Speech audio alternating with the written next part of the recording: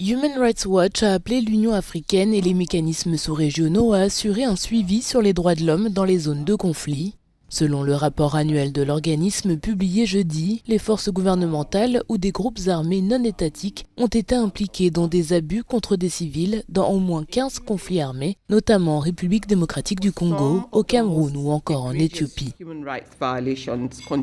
Certaines des violations des droits de l'homme les plus flagrantes continuent de se multiplier dans le contexte des conflits.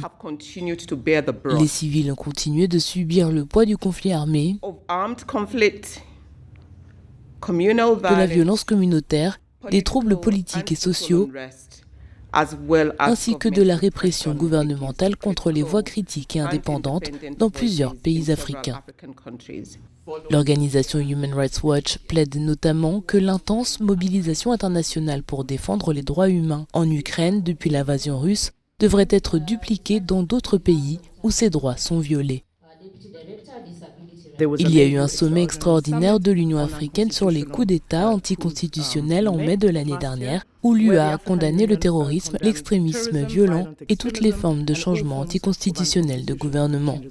Nous appelons l'Union africaine et ses mécanismes à mettre également les droits, la justice et la responsabilité au cœur de ces différents processus et décisions. Les 700 pages documentées du rapport annuel de Human Rights Watch font référence à la dénonciation des atteintes aux droits de l'homme commises en 2022 dans le monde.